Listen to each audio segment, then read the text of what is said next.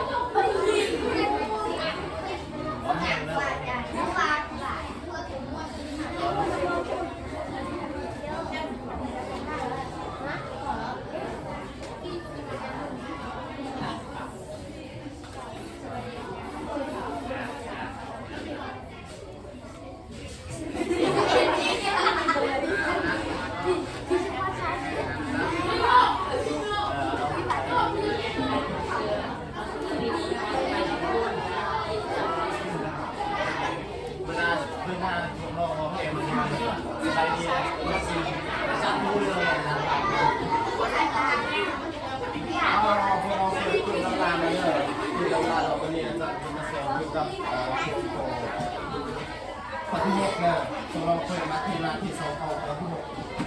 เราคือตำราเลยคือตำรามาที่ข้อที่หก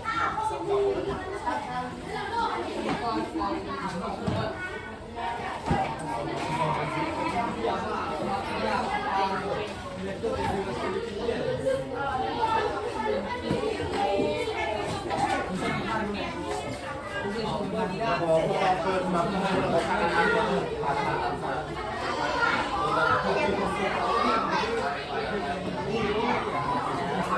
เดี๋ยวเลยอันนี้ไม่ใช่ค่ะ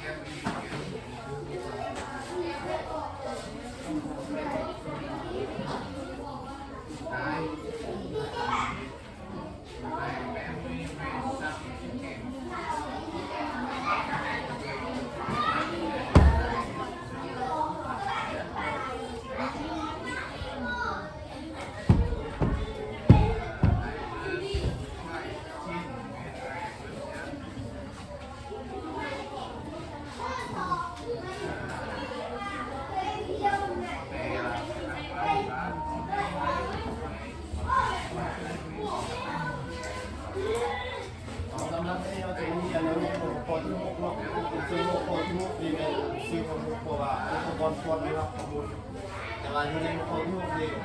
มีลายโค้ดแต่ว่าจะให้พวกเราแบบซับขึ้นอยู่ในนี้พวกเราแบบ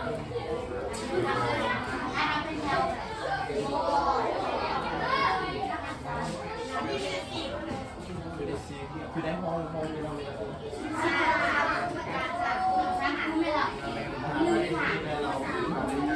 นับเอาเลยนับเอา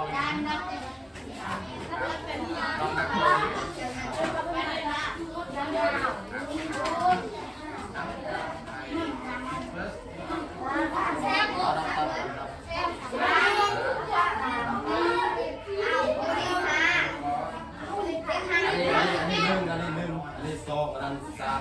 อันหนึ่งสองอันนี้สามอันนี้หนึ่งอันนี้สองนับต่อ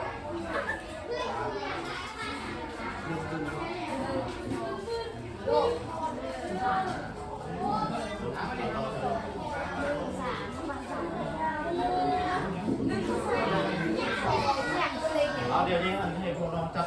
มือเรา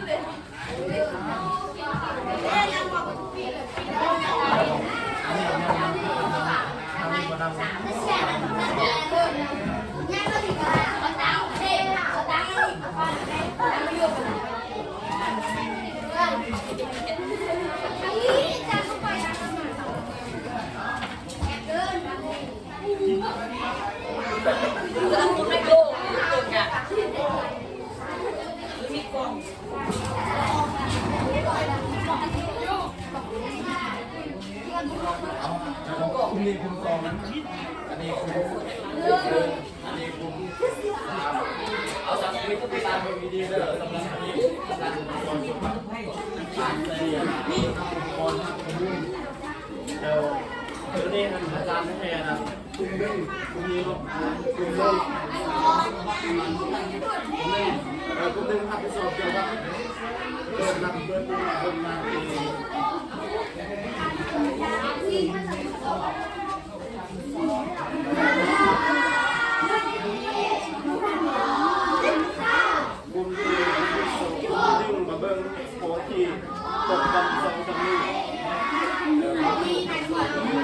อันที่31เกี่ยวกับการแซมเรา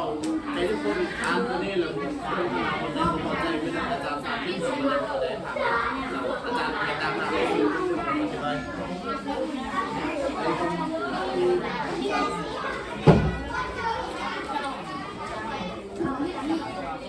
สำหรับกลุ่มสายเกมเราเป็น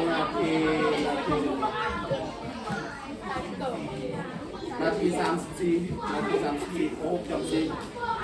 จบคือนี่พอเราพากันอ่านนี่เราบอกทางเราได้เข้าใจทางอาจารย์เลยเพราะว่าจะเลยเดี๋ยวอาจารย์แค่เอาว่าเราอุปกรณ์สัมผัสนี่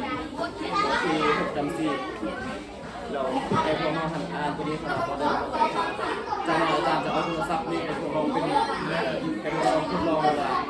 เขาไม่ได้เราอาจารย์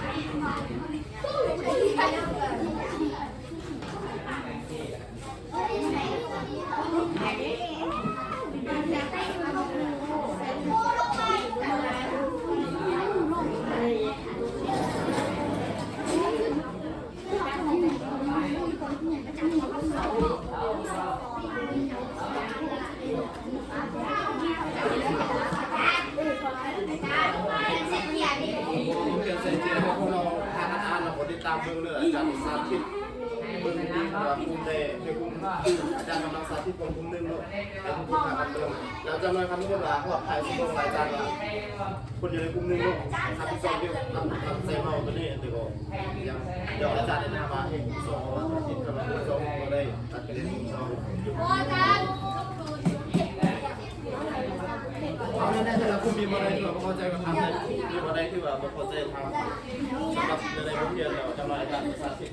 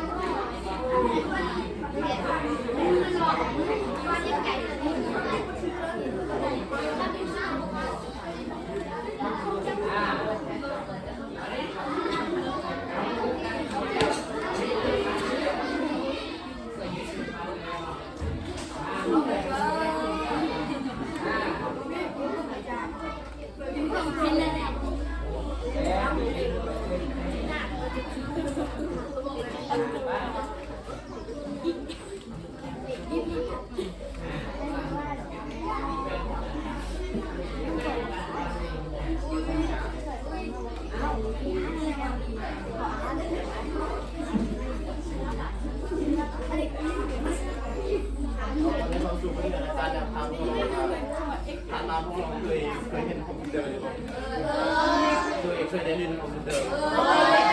เราบอกตัวเราพูดว่าอันนี้ไม่ได้เราขอใส่เพื่อยัง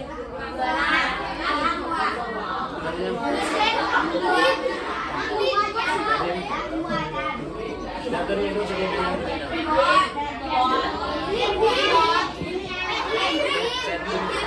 ตัวนี้เนี่ยเป็น